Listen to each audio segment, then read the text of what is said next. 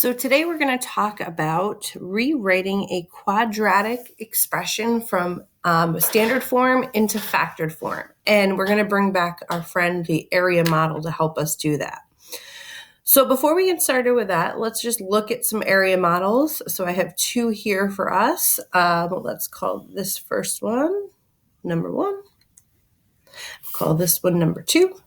That way you just know what we're talking about when we're looking at them. So the area models we used before, or the box, to help us multiply polynomials together. So if you look at number 1 over here, this first one, we've got a 1 by 2 rectangle to help us do this multiplication problem.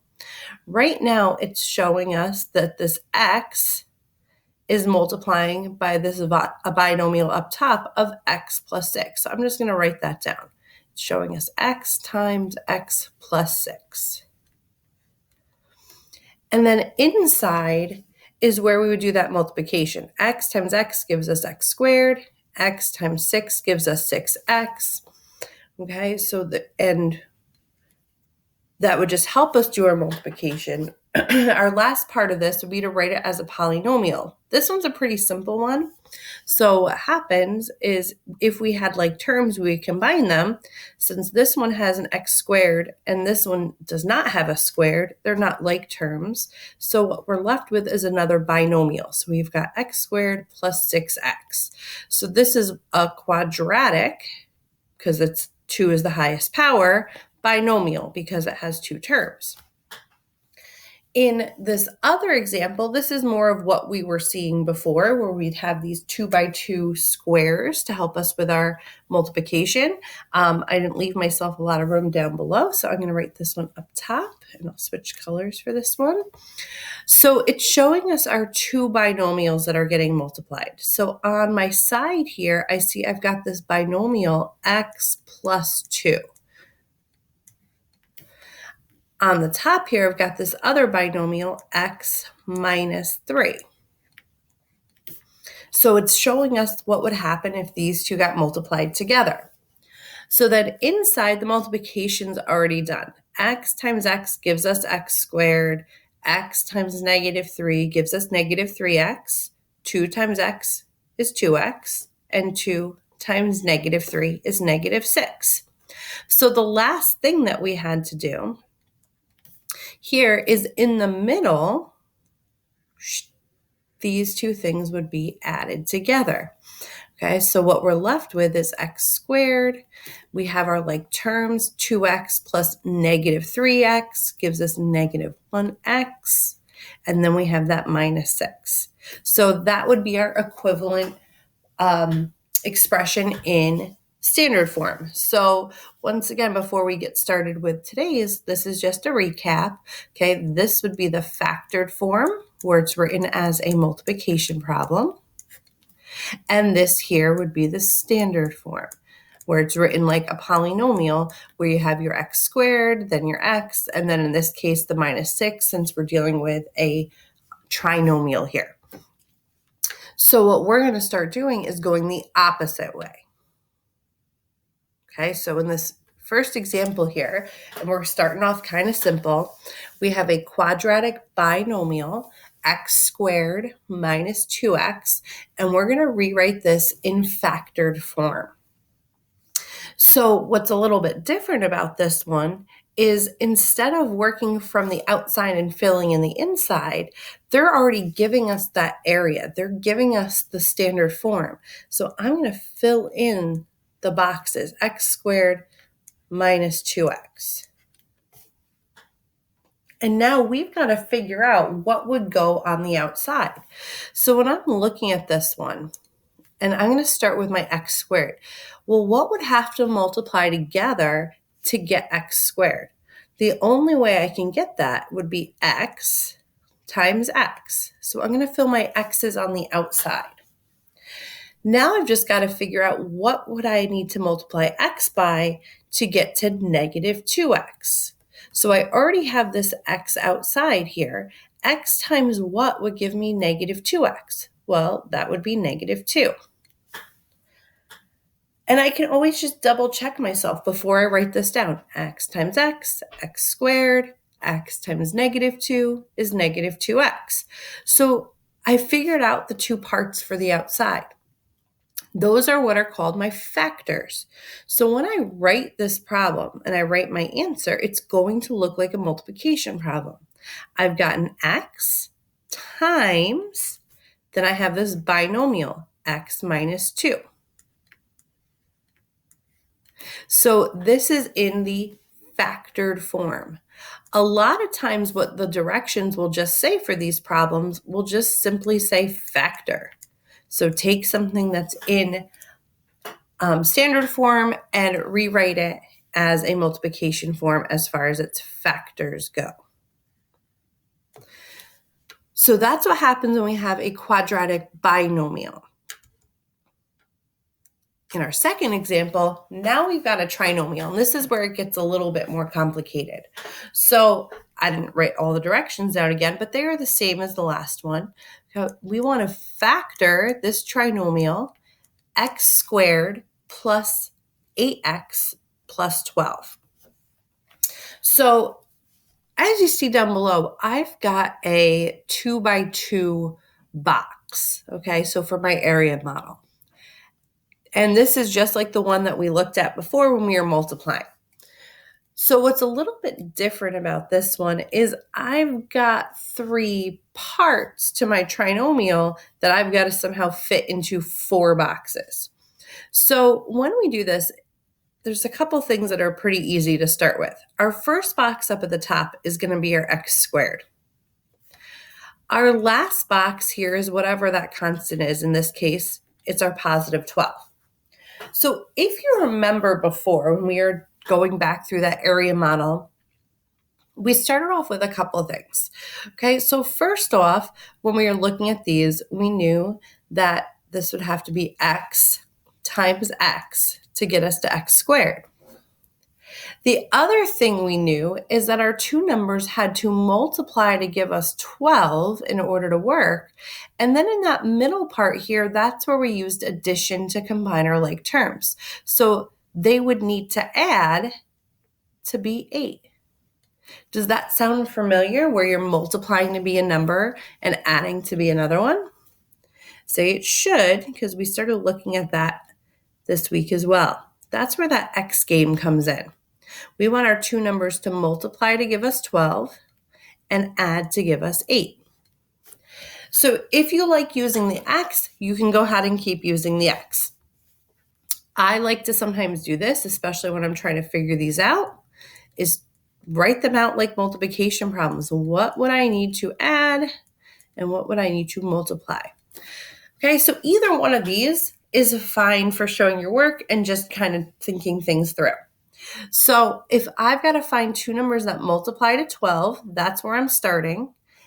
And if it's helpful, I'm going to list out my factors.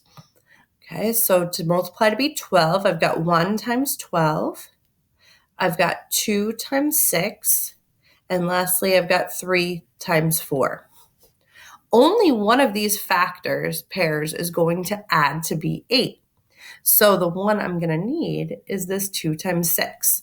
So whichever way that you are helping yourself show your work, you can write it on your lines. You can write it in the X. Okay, so either way, it's going to wind up being our 2 and our 6. So remember, these are adding together, though, to be 8x. So really, I need a 2x and a 6x in order to add together to be 8x. So now that my box is filled in, I've got enough information to start filling out the rest of these sides. That's really what I'm looking for here. So with these, I've got to ask myself, if I start here with my x times what would give me 2x? Well, x times 2 would give me 2x. And then if I'm looking at this box down here, x times what would give me 6x? Well, x times 6 would give me 6x. Okay, it happens to be those two numbers that we just found.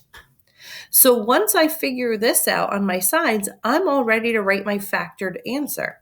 So for this one, my answer would be x plus 6 since it's positive 6, and x plus 2 since it's a positive 2.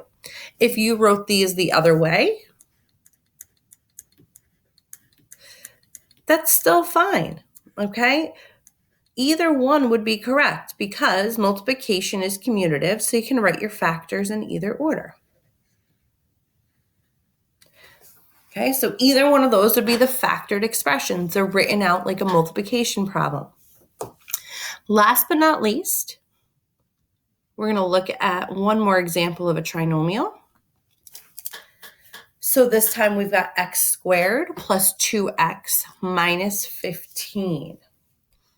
Okay, so if I start to fill in some of the things here, I've got my first term goes in my top box. So I've got my x squared. I've got my negative 15 down at the bottom. So I've got to figure out what would I need to put with my x's in order to get a 2x in the middle. So where I would combine them. So this is where we start to think about either our x game. We need two numbers to multiply to give us negative 15. But also they need to add to be 2, or you can do your lines. Okay, you have a couple choices here. Okay, so either one of these. So with this one now, I've got to think about what multiplies to give me 15. I'm not going to worry so much about the negative right now. I'm just going to worry about my factors. Okay, so 15's only got a couple factor pairs. We've got 1 times 15 or 3 times 5. That's it. Short and sweet. What I've got to remember, and we went through a little bit of this in the previous video, is when we're dealing with negative numbers and we're multiplying to be negative numbers, that just tells us that one number has to be negative and the other number has to be positive. So if we need to add to be a positive 2, if I'm dealing with opposites here, I tend to think about subtraction. Like if I'm working with 1 and 15, if I subtract those either way, 1 minus 15 or 15 minus 1, I'm not going to get to a 2. I'll get to 14 or negative 14. If I work with these ones, 3 minus 5 or 5 minus 3, I'm getting either a 2 or a negative 2. So these are the ones I need to focus in on. My little trick to help myself out here is if I'm adding to be a positive 2 here in the middle of that trinomial, I need my bigger number to be positive. So my 5 will be positive, my 3 will be negative. And if I'm really not sure about this, I'm checking it in my calculator. Negative 3 times 5 gives me negative 15. Negative 3 plus 5 gives me positive 2. So then I know that I've gotten them right. Okay, so if you're using your x, you just put them there. Okay, so you have these two options as far as your work. It's whatever you're comfortable with. Tends to be people pick different ones depending on what they like. The x is kind of nice because it's short and sweet. This one kind of does put your work out like a problem, so it's up to you which one you want to do. So our last little bit here is we've actually got to factor it. So we figured out those numbers. So I'm just going to put my negative 3x and my 5x. Now we're all set to factor. So when we're looking at this and we're trying to think like, well, I have x squared. What would I need to multiply to give me x squared? Well, that would have to be x times x. If I'm looking at this next one, I've got this negative 3 here. Well, x, or negative 3x, x times negative 3 will give me negative 3x. So I'm putting that on the outside. Then here at the bottom, now I've got 5x. Well, I already have an x up at the top. So x times what would give me 5x would have to be 5. So now that I have things worked out and the area model just helps me keep myself organized, I've got my two binomials and I can write them in either order.